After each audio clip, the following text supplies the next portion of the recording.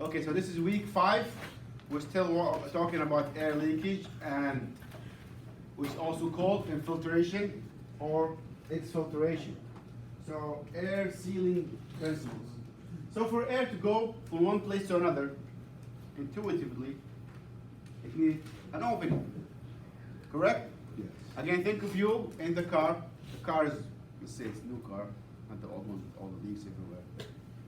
It's sealed, you go on the highway, a lot of pressure.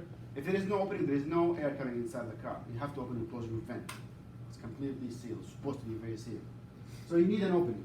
We agree? Otherwise, air is not going to go from one place to another. Then, we need, as Tracy said, pressure difference. If the pressure is the same, nothing will move. Same as water, you can put salt water on top of, on the bottom of fresh water, and they're not gonna mix. Stay the same. So it's not going to migrate unless there is some kind of convection. Pressure difference. So we need pressure difference. So the pressure outside the car when you driving is very high. You can put your hand, you can feel the pressure. And if you're driving one of those old cars with the molding that's gone really bad, it has a opening, it will make a big noise that will drive you crazy. So you all want to seal things up. Yeah, again, if your friend or buddy is smoking or something, you're gonna open his window and open the vent. So you're not gonna get any of there. You're gonna come and go through his side. And again, fast air causes us to have high pressure. It's how airplane flies, right? The wind going over the wing is faster than the wind in the bottom. So that's low pressure that create lift. So I'll show you how this works as well. So air leak is called infiltration as well, or exfiltration, depending. So would you think that the brick wall is a good barrier, or just wood cabin is it enough barrier? No, it has a lot of pores in it. This wall behind you has a lot of infiltration factor. Air is going through it slowly, permeate. So it's not insulated. For basement, for houses, okay. Anybody heard about radon before? Radon. Yeah. Radon? Yeah. R-A-D-O-N. It's a More toxic combat? gas. That's not Toxic gas comes from the ground naturally. Kills people and causes cancer. great. And people who had basements just made out of concrete, they did not know about that. Someone, can you just repeat that part about what do you say about cancer? It's bad So, for you. there's a gas Yes. called radon. We're gonna talk about that later on. Radon gas. There's also an article about it in the in Blackboard and the references. So this gas is very toxic. It causes cancer. People die out of it. It's very radioactive, and it's natural. It comes from rocky soil. Some towns actually have radon warning for some houses. You're not allowed to build there because there's a lot of natural radon coming up. And again, if you have a regular basement with cement in it, it's still gonna go through the cement to your house. So the only way to, if you still wanna live there, you know, you have to seal your basement completely with plastic. Have a seal completely around the blocks, around the perimeter of the house, including the basement, to do that. New laws now, if you build a new house, it's by law you have to put sheet. It completely have to be insulated. So no gases will go in and out your house in your basement. Oh, Yeah. So if you build a new house, you might wanna think about that. Again, check with your regulation. So this is the idea of pressure difference. So if you blow air on one side of this tube to create low pressure, the low pressure will pull in the water, have it rise up. I do the small experiment usually, hopefully it will work this time with a small piece of paper. Probably you've seen it before. It's very silly. So if this air is going down, and if I blow straight, I will create some lift.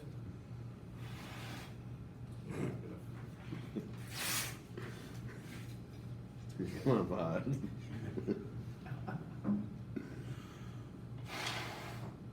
See how the low pressure lifted the air? I did it. So when you In blow, your face.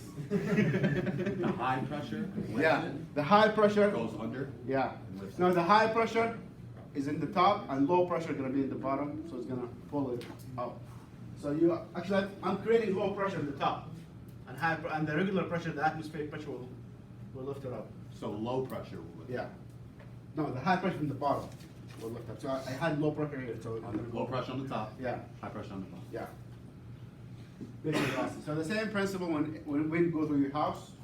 So the wind gonna carry a lot of vacuum out of your house. So that's why if you go with a smoke test in your house during a windy day, you'll see the air leaking from the house. It's called a stack effect. That also goes through your chimney. If you're having a fireplace and there's a lot of wind, probably you'll see a lot of wind coming through your fireplace because it's pulling air out.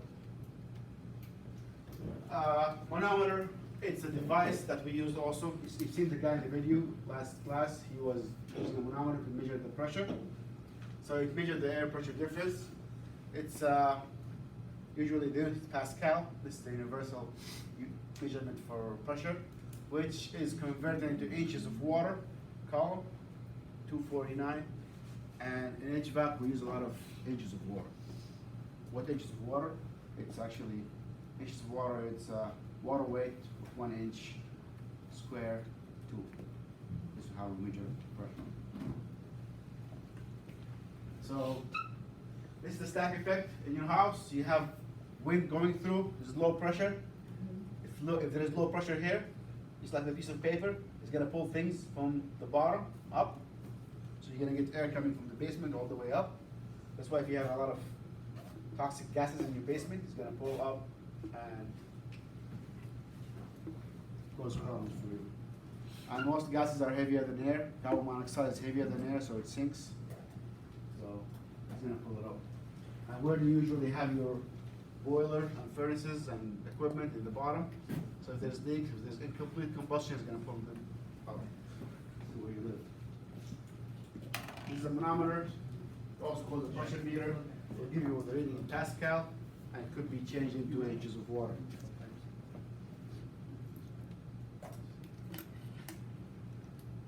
So what is atmospheric pressure? Regular. What is it? Outside. Yeah, what is it? pressure. 14.7 PSI? PSI a day. Yeah, atmospheric, that's outside. What is that equivalent to in inches of mercury? 29 something. 29.9 inches of mercury. What does that mean?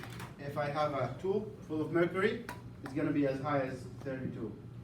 So what is that equivalent to? This is the weight of water in 1 inch square, from here all the way to the space. That big column of air, all the way from here. The space is 32 inches of, 29 inches of mercury. It's 14 psi. So it makes sense, when you go higher in elevation, what do you think the pressure will do? Wait, you said elevation, Yeah. pressure decrease. Decrease, because the column of air is shorter. Got it? Wait, so Anthony, put the phone away. with more pressure, there's less, Huh? there's more mercury? This is what you're saying? Yeah, I mean, let's wait. So when you go up, so think about it this way, if pressure actually is a column of air, 1 tube, all the way from here to the space. If you go up in a mountain, is it gonna be shorter or longer? Feed that Huh? pressure. So what you gotta just No, think is. I already more climbed is higher. more. So from here to space, I'm not trying to get what you're trying to say. we are on Earth here. This is my space. This is the end of the atmosphere. So I'm saying from here to here, that weight is the pressure. Oh. Oh, okay, I see. So if I go climb Mount Everest, would the pressure be higher or lower? Lower, because it's smaller. So does, That's why when you go, sea level is high pressure. Top of the mountain, low pressure. So the higher you go, the lower. okay, I think I Yes. understand now. And pressure goes along with what? Temperature. Huh? Temperature. Temperature, yeah. So the higher you go, the lower the pressure, lower the temperature. It's like when you dive in a pool. Lance, phone off. Your freaking head feels like it's gonna swim. Yeah, Right? Like if you go too deep in a pool. Exactly, exactly. Yeah. You're going deeper, but the water is pushing on you. Gotcha. That's why when you go in the airplane, you feel the pressure relieving and your ear pops. Yeah. And when you go down, it's pushing on you. And if you go diving, it's gonna get heavier and heavier. And at some point, you can't go any deeper. Like I have, yeah. At some point, it's crushing you. Yeah, actually, your lungs feel tired because it's pushing against you. And if you can't clear your ears, you just can't go down Yeah. the park. We don't pay attention because we are accustomed to it. But people who live in high elevation suffer from that. But people actually who've been there for generations, they're used to it. And also the oxygen level goes lower when you go up higher. Yep. Because of low pressure. Okay, it's the last thing you have to think about, but it's very interesting to know. At least you can understand that pressure is the weight of water of air from the surface of the earth to the outer space. You go higher, it's gonna be a little pressure. If you go lower, if you go in the Grand Canyon, higher pressure or lower pressure? Higher pressure. Yeah. So if you're in space, is there no pressure? No pressure, no air is vacuum. That's why you float. No, because there's no gravity. Yeah. Yeah, there's no gravity. Nothing is pulling you. Once you escape gravity around here, nothing is pulling you down. I actually Like think you're there'd be a floating. negative. But again, there's a lot of things about gravity. There's no pressure. Your body gonna be pushing around. It's gonna feel weird. That's why you need a spacesuit. Oh, okay, because there's no Yeah. pressure. Oh, well, isn't there a negative pressure? The USA Taekwondo team trains in Denver, Colorado because Yeah. it's so After a while, much- your body gets used to it. And then I've they- seen people at the gym also put mask Yeah. so they can train their body to walk at low oxygen. So when they go on regular oxygen, they have more energy. So it does work. I've never been where they go elk hunting either, but a friend of mine that goes, he said the first year he went, he could hardly even walk. He was such Yeah, high it's elevation. difficult. No oxygen? You ran out of breath that fast? Yeah. Okay, so wind pressure, wind hitting your house is gonna create positive pressure and the wind is hitting, and negative pressure from the other side. So when you drive your car, the wind is hitting the front of your car, right? So you have to walk against that. And in the back, you have low pressure and vacuum. That's why you see trucks, now they put those Yeah. bubbly things to counteract the vacuum. Bubbly thing. You mean the tails? I don't know what they call them. Yeah, It's like a like- bubble, like a complete, Oh, it's no. looks really funny actually. Oh, I think I know what you're talking about, but I don't. So if I have a truck, I'm just gonna say I do. Like they have the fins on the bottom Yeah. to reduce the drag of the undercarriage. yeah, so here they put something complete like a bubble. Oh, yeah, like the Yeah, big like thin. four things. Because here where you have a lot of vacuum, the air will come, hit your car, go around, and over here, it tries to reunite. Yeah. In here there's a vacuum, back pressure. If it- Because if it- air doesn't separate unlike fluid. Liquid does not separate.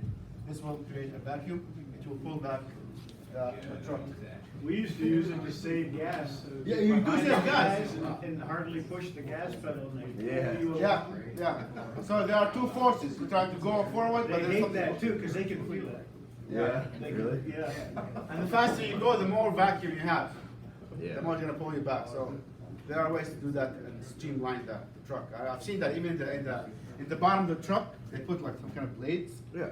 Truck loader. It does over time. It does save you a lot of gas because there's a lot of force going against that. So the same thing here. That's why some in the futuristic houses they all look oval. It's easier to go for there to go through it than to go through a box. So if you live in a windy place, probably it's worthwhile to have some kind of shielding to take the pressure out. Another thing, I like to talk about fluids again. That's my specialty. So don't let me go too far. Fluids. That's my research. Fluid mechanics. So do you know why the golf ball has dimples in it? Yeah, it's Pressure? because it creates low pressure on the ball. Yeah. It eliminates this. Yeah. The back pressure. Yeah. So if the ball is completely smooth, the golf ball very smooth, it's gonna have a lot of vacuum. It's gonna pull back. However, now with those dimples, they kind of shatter the wind, so it doesn't go straight. So if there is no dimples in the golf ball, you'll have wind coming and you have vacuum here. But with the dimples in it, the wind will shatter and go different ways, so you have less vacuum. So it will go faster. And if you notice also, if you, what plays golf? Anybody plays golf? Wait, mini Yes, golf? sir. Oh, yeah. Mini golf. Huh? If you hit a really good drive, you can see the ball actually goes and waves, right? Yeah. In the air. And then This you is the, shank it. huh? And then you shank on it. So you see, it doesn't go straight. You're gonna go on, but then rise again. This is the effective air in it. Oh, yeah. And the professionals who can actually do a spin on the golf ball, which I will never be able to do, Yeah. it will actually, you can see it leaves, just using air. Basketball players do that too. Yeah, yeah. If you talk to professional basketball players, they don't just throw it; they do a spin on it. Spin is very important. Oh, We do a lot of spins also in the ping pong. When we spin it, it goes down, goes up. Mm. So spinning is very important. Bowling too, no? Yeah, yeah. Because it holds in the ball. Yeah. Okay, I'm gonna start looking, talk about this forever. So chimney and exhaust pressure. So these also, you saw where the guy was looking for holes in the house and talking about where do we find those holes and opening in the house. So dry rolls have an outlet to the outside because it's gonna pump air to the outside. And exhaust fans, they try to change air like in the bathroom, the kitchen. Chimneys are permanent holes. Some chimneys have they have to have a cover at some point, otherwise you're gonna be losing air all the time. And makeup air. For how, what is makeup air? So if you have your furnace or your boiler in the basement, for combustion to happen, you need to have air. Where's the air coming from? Inside the house. Inside the house. Oh. So we don't think about it again, but it's coming from inside the house, so you gotta make up for that air, right? You gotta open a window, crack a window, or whatever. Otherwise, where's the boiler or furnace gonna get air? Also in the bathroom, you find out when you turn on the fan, it's very loud, then you open the window, it's softer. In the beginning, it was a lot of pressure. I'm trying to create a vacuum here, pulling air, but there is no air. So notice that. If you have a window fan, put the fan in the window, turn it on, it's gonna be very loud. Crack a window, it's gonna be softer because again, the pressure and the back pressure. They're trying to find makeup air. For something to come out, something has to come in. Otherwise, we're creating vacuum. What is absolute vacuum? Silas? What is absolute vacuum? Yeah. When I have a vacuum. So if the pressure is 14.7, when I have a vacuum, which means zero pressure, I have to have zero, which I have, it means I have to suck 14.7 pressure. So the pressure on a vacuum is minus 14.7. So vacuum is nothing. I took all the air out. So now we're not in vacuum, there's pressure acting on us equally from every possible direction. And that's absolute vacuum? Huh? That's absolute vacuum? No, we are in atmospheric pressure. We're acting at 14.7 every angle, so you don't feel any difference. But if you go into a vacuum, that's going to be minus all this pressure. So let's make up air. So for air to come in, something has to come out. Otherwise, you're going to have compression. So lower door testing is the most practical way to predict air leakage, and it's giving to you as cubic feet per minute. We watched 15-minute video, which will continue on Friday. On the second part, how do we do lower door testing? So we talked about this before.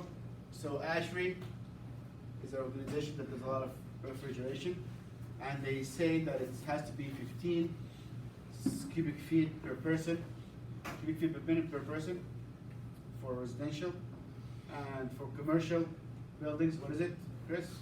Huh? What is it for commercial? One. Yeah. I said it yesterday, You didn't guessed it I? last time. 20. Yeah, 20. Yeah. For gyms, it's going to be more. 25. And unless you have to provide mechanical ventilation. So if we did, why are we anticipating that? You go to a house, you find there's 60 CFM for this house. 60. That's what we find out. If the house already have 6 people in it, then probably we should leave those holes as is. We can. But technically speaking, if it was me, I would have to seal the house and provide mechanical ventilation, so I can control the quality of air coming in. I don't want air coming to my house based on the receptacles or the cracks in the wall. So I'll seal the cracks, then I will go and provide mechanical ventilation. Where to find leaks? So the guy in the video yesterday, he did point out a few places. Chimneys are always a place for you to leak air, cracks in the walls, roofs, ceilings, drywall. In the corners usually have a lot of cracks. And by the way, drywall material do differ a lot in price and quality. There's drywall that if it gets a little moisture, you can push your finger through it. To be honest, I really get afraid when I kind of put a push pin through a drywall. That's really not, doesn't make sense at all. Like it's so brittle that you can put a push pin through it. That doesn't seem right. I mean, you can't force it. Yeah, I mean, between the rooms it's okay, but from the room to the outside, I'd rather have really good quality drywall. But between the rooms, it's not a big deal. This is the video, glass. Tracer gas testing is another method to know what is the amount of CFM you have in your house. So they fill the gas with sulfur hexachloride, because it's really easy to trace. We have a way to measure the amount of that in a room or house. And we fill the house with it, then we measure per hour. Okay? Carbon dioxide, not monoxide, dioxide. We're not trying to carbon dioxide, and again, it's easy to trace. And we measure the particles over time, of course, not on a windy day, and that will give you the CFM of the house. Infrared scanner is to help you find the leaks. So we used that last class. We put in the camera, and we were able to see the cracks. These are the most of the common areas. Probably you have guessed that most of the heat will escape from the top because of what? Natural laws that the heat goes up, hot air goes up. So all the hot air is going to go up, and eventually going to leak from the attic. Windows, of course, they are the most responsible part. And top of the windows as well. Awnings, if they're not very insulated. This is a good way in a cold day in the winter, heat the house and go outside with a camera, and you can trace the heat. Duct testing. So we can also test the duct for leaks. So if I have forced air system, I want to test the duct to make sure there is no leaks in it. And the best way to do it is a smoke test with some pressure. So I'm gonna put a blower in it. Again, we said there has to be an opening. I'm looking for these openings. But also, Bless you. Also, we need to test for triple E virus, man. Oh my God. That's scary. Yeah, it is. That blower, That's what I say. a manometer. So you're gonna pressurize the duct and look for openings and pump some smoke. Manometer is another way to measure the pressure between 2 points. So we're gonna pressurize the duct, turn on the blower at maximum, and measure pressure between 2 points, and make sure that I look for pressure drop. If there's pressure drop, means there is leak. Good? Yes. It's getting bored. No. I'm getting bored. Stopping leaks. We said caulking, adhesives, there are so many of those, whether stripping, gaskets. And again, if you go to Home Depot or Lowe's, probably there's a whole aisle full of stuff you can use to, you know the caulk gun, silicone gun? It's some kind of paste you put around the corners. Oh, yeah. It's called caulk. What about adhesives? They have some glues, the paste, you can put them like the putty, what's that called? Spackle, something similar to spackle, you can fill cavities. gaskets are rubber material, you can put in doors. Kind of like using car doors. too. Yeah. Rubber. Yeah, and tapes. Liquid foam is one of my least favorite, but it's very cheap and easy. It's very messy. It is, I was gonna say, it is messy. It makes life so much easier than stuffing in. But Fiberglass. over time it degrades. That's the problem with it. It Things degrades with build up time, again. and it's very susceptible to UV, and it's kind of expensive. How much is a can? Yeah, but it saves you time and labor. It depends on the application. They use actually foam for filling walls. Yeah. Yeah, that's really That's convenient. cool. How are you gonna freaking fill a wall that's already been built? It's the easiest way. You're gonna put a hole in the bottom, hole in the top, and start pumping. Or you blow cellulose. Yeah, that's not as good as foam though. Foam is really decent. Yeah? Now, does that break down inside the walls over time like it does in the air? It is vibration, and the wall is kind of protected against air, it's protected against UV. That's I know you're supposed to, if you do the foaming, you're supposed to, anytime you cover a pipe or wire along the edge of the basement. see that, Yeah. Header there, you're supposed to mark it, but they don't. So if you ever go to drill holes to a house and you know that that foam's behind it, reach up, pull it all the way down, and look for wires and pipes and anything, because Okay. people are blowing through those wires and pipes, gas lines and everything, 'cause Yeah. they don't mark them. Makes sense. And cellulose. What is cellulose for insulation? It's treated old newspapers. Oh, yeah, that's right. Very cheap. It does some kind of insulation, but not enough. But I think it's one of the cheapest ways to insulate a cavity. And they treat it for fire, because paper is very flammable. So they wash it with some kind of fire retardant, and they might make it into small pieces, and you can blow it into your basement, into your attic or your wall. And there is some finished, it does work, but we'll talk about insulation types and advantages and disadvantages. Okay, I'll stop now and finish in